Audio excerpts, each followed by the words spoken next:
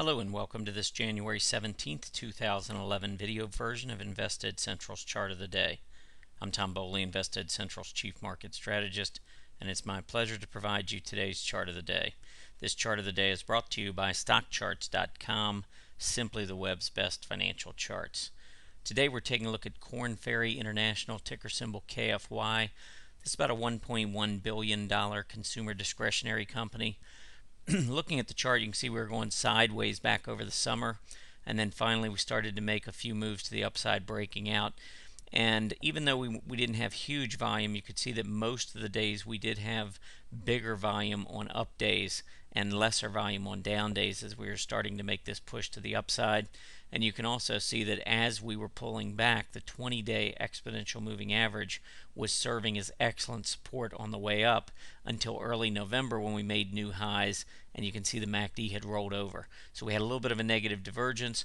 We went down, we tested the 50-day moving average, and it was right at about this time you can see that the volume started to come into the stock after we had this 50-day moving average test.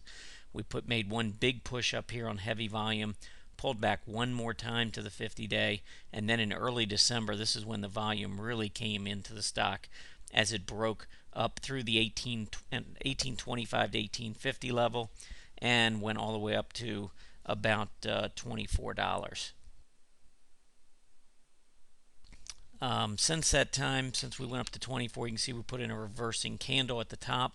We had a long-term negative divergence as prices kept trying to push higher into late December.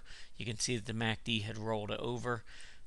It looks to me like KFY just simply wants to go sideways here. It wouldn't surprise me to see it sideways consolidate as the 50-day moving average moves up underneath. I like the stock at the current level, and then again as it gets closer to maybe $21 and down close to the 50-day moving average. If it closes below about 20.50, especially if the volume were to pick up on that move, then I think you could be looking all the way back down to about $19 to the top of this gap support area. But I don't think it's going to go back down that far, and I'd be surprised even if it goes back to the 50-day. I think this one looks to me like a trade that might set up sideways with a sideways consolidation and allowing the 50-day moving average to come up from underneath. So I think anywhere from the current price down to maybe the $21 level, should it get there, would be a good entry point.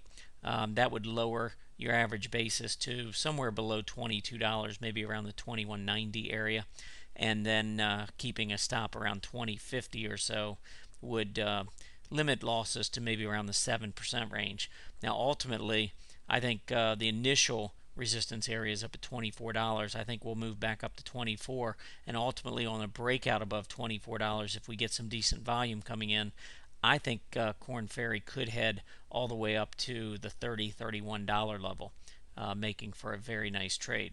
You can see that the oscillators were extremely overbought throughout most of December, and the sideways to lower action that we've seen over the last 2 to 3 weeks is relieving those overbought conditions. So I think the stock looks pretty interesting here, and I wouldn't be surprised to see another, or at least the next major push to be to the upside.